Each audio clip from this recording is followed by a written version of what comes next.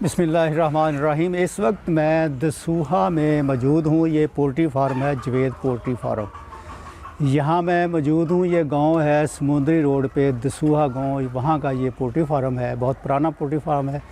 इसके बारे में आज आपको मालूमात दी जाएंगी कि जो नए आने वाले हैं इस फील्ड में, वो उनको ये कारोबार शुरू करना चाहिए, नहीं करना चाहिए, इसमें कितना प्रॉफिट होता है। इससे पहले भी एक वीडियो बन चुकी है, ये इसका सेकंड पार्ट है।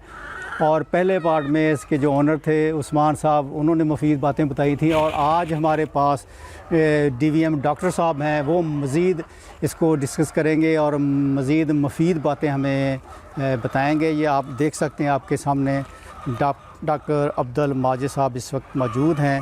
मैं इनसे गुजारिश करूंगा कि ये हमें इसके बारे में मुफीद बातें बताएं। जी डॉक्टर अब्दुल माजिद साहब, अस्सलाम वालेकुम जी, क्या हाल चाल है सर? खैरियत से? डॉक्टर साहब पहले तो आप अपना इंट्रोडक्शन करवाएं। जी, मेरा पूरा नाम डॉक्टर अब्दुल माजिद है जी। मैं यूनिवर्सिटी से मैंने ग्रेजुएशन की थी 1991 में पोल्ट्री साइंसेस में, और उसके बाद मैंने MSc पोल्ट्री की है एग्रीकल्चर यूनिवर्सिटी से 1993 में। तब से अब तक मैं जो है तकरीबन 30 साल से इस बिज़नेस में हूँ। और पहले मैंने जॉब कर रहा था, अब मैं जो है अपना बिज़नेस कर रहा हूँ साथ, और फार्मिंग कर रहा हूँ।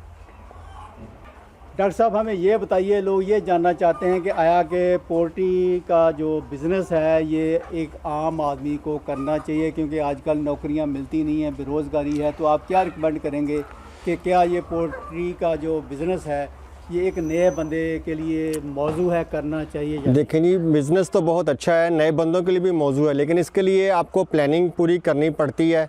पूरे आपके पास इसकी फिजिबिलिटी होनी चाहिए, कोई एक्सपर्ट बंदा होना चाहिए जो आपको इसके बारे में बता सके, और इसके लिए आपके पास लेबर की अवेलेबिलिटी भी होनी चाहिए। अगर ये सब चीज़ें आप क्वालिफाई करते हैं तो ये एक इंतहाई अच्छा बिज़नेस है, और कम लागत में इससे अच्छा बिज़नेस हो ही नहीं सकता।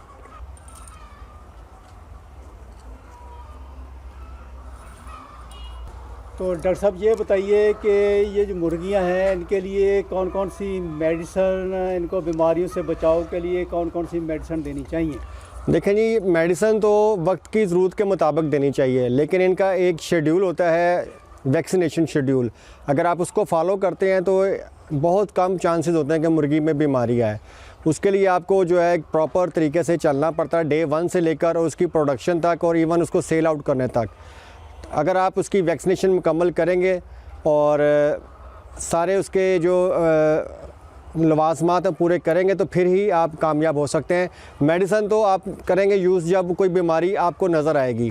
इसके लिए बहुत सारी बीमारियाँ आती हैं, जैसे कॉक्सी हो गई, कोई सांस का मसला बन जाता है, या फिर H9 वगैरह का आजकल बहुत इसमें आजकल पड़ता है पाला बंदे को जब वो फार्मिंग करता है। तो उसके लिए सबसे बेहतरीन तरीका तो ये है कि आप वैक्सीनेशन करें। इसके साथ साथ आप हिफाजती तौर पर इसको मुख्तलिफ एंटीबायोटिक्स मुख्तलिफ औकात में दे सकते हैं। साथ आप इनको मल्टीविटामिन्स दे सकते हैं, जिससे जानवर की इम्यूनिटी जो होती है बेहतर होती है। तो जो मेडिसिन तरीके यूज़ करने का तरीकाकार यही होता है कि जिस चीज़ का आपको कोई सिम्टम्स नज़र आते हैं उसके हिसाब से दवाई इस्तेमाल की जा सकती है। उसके लिए आप अपने जो कंसल्टेंट हैं आपके, उनसे आप मशवरा कर सकते हैं।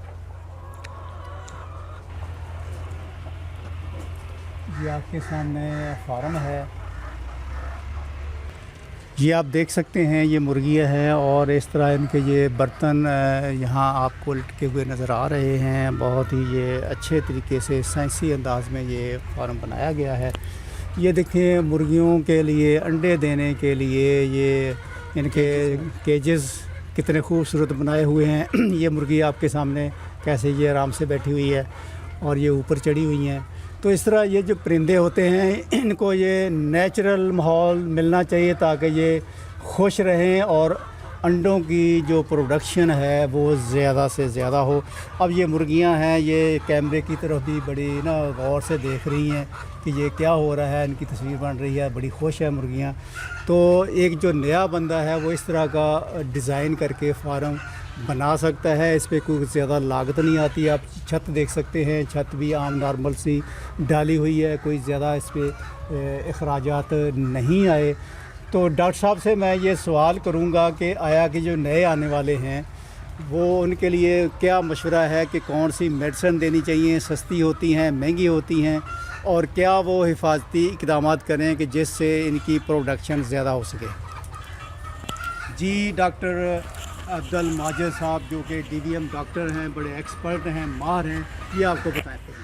देखिए जी, आम तौर पर जब हमको मंथली जो है एंटीबायोटिक का कोर्स 3 दिन का कोर्स करवाते हैं हर महीने में, जिसमें आप मॉक्सासिलिन या न्यूमाइसिन ज़्यादातर इस्तेमाल करते हैं ताकि जो इसकी जो इंटेस्टाइन है, अंतड़ियाँ हैं, उसके अंदर कोई इन्फेक्शन ना हो, क्योंकि ज़्यादातर मुर्गी जो नीचे से चुगती है या पानी से कोई बीमारी लगती है, तो उसके लिए हम इसको एहतियातन हर माह 3 दिन का कोर्स करवाते हैं, जिससे ये जो है ना इसकी इंटेस्टिनल ट्रैक जो होता है वो बेहतर हो जाता है और फार्मर को जो इकोनॉमिक लॉस नहीं होता।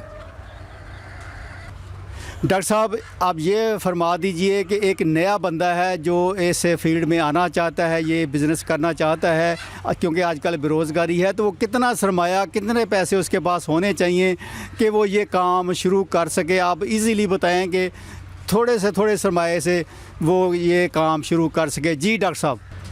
बात यह है कि बंदे ने डिसाइड करना है कि वो कितना सरमाया इस्तेमाल कर सकता है। इसका तरीकाकार यही कि आप सबसे छोटे यूनिट से शुरू करें काम, बड़ी सरमायाकारी ना करें, ताकि आप देखें ये काम आपके लिए फिजिबल भी है या नहीं है। फिर आपने इसमें चूज़ करना है कि आपने किस चीज़ का काम करना है। आपने ब्रायलर का काम करना है, आपने लेयर का वाइट लेयर का काम करना है, या फिर आपने गोल्डन मुर्गी का काम करना है। अगर आप ब्रायलर का काम करना चाहते हैं तो कम से कम भी आपको 2 से 3 हज़ार का यूनिट होगा, तो फिर ही आपको घर में कमा के कुछ लेकर जा सकते हैं। इसके लिए कम से कम आपको 6 से 7 लाख रुपया दरकार होगा, क्योंकि फ़ीड के रेट बहुत ज़्यादा बढ़ चुके हैं। अगर आप वाइट लेयर डालना चाहते हैं तो आपके पास अगर 2000 मुर्गी भी डालेंगे तो कम से कम आपके पास 15 से 16 लाख रुपया होगा, तो फिर आप ये काम कर सकते हैं। लेकिन वो 15-16 लाख लगा के आप अपने घर का ख़र्चा बहुत आसानी से चला सकते हैं और 2 साल तक अपनी इससे इनकम ले सकते हैं। इसके बाद फिर आप दोबारा आपको ये प्रोसेस रिपीट करना पड़ेगा। डॉक्टर साहब, ये बता दीजिए कि एक नया बंदा कम सरमाया लगा के काम करना चाहता है तो वो कौन सी मुर्गी पाले? अगर कम सरमाया है तो फिर आप गोल्डन मुर्गी का काम कर सकते हैं, मिस्री गोल्डन का। इसमें वाइट लेयर से सरमाया भी कम लगता है और ये उससे फीड भी तकरीबन 10 से 15 ग्राम कम खाती है, और ये इसको इतनी ज़्यादा फैसिलिटी की ज़रूरत नहीं होती, क्योंकि ये हमारे जो इन्वायरमेंट है उससे ये उसके गर्मी की आदी होती है और गर्मी में बहुत बेहतर परफॉर्म करती है। तो इस वजह से हम फिर गोल्डन मुर्गी का काम कर सकते हैं।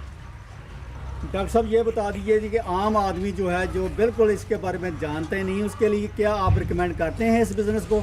जी हाँ, अगर वो इसकी प्रॉपर ट्रेनिंग लेता है, 6 माह किसी फार्म पे गुजारता है और इसकी फिजिबिलिटी पढ़ता है, देखता है, अपने दिमाग को इस्तेमाल करता है, तो बेशक वो ये काम कर सकता है। लेकिन अगर वो कहे कि मैं घर पे बैठा रहूं और मेरा काम होता रहे और नौकर काम करते रहेंगे, तो फिर उसको ये काम बिल्कुल नहीं करना चाहिए। ये आपको डॉक्टर माजिद साहब मशवरे दे रहे थे, बेहतरीन बातें बता रहे थे पोल्ट्री के बारे में। यकीनन जो एक नया बंदा है उसने इस वीडियो को देखा है और अगर वो ये कारोबार करना चाहता है तो मेरे ख्याल में वो करे। अगर ये वीडियो आपको पसंद आई है तो इसको लाइक करें, शेयर भी करें और इस मेरे चैनल को धुआ TV को सब्सक्राइब ज़रूर करें और मेरी हौसला अफजाई करें। ओके, अल्लाह हाफ़िज़, अस्सलाम वालेकुम।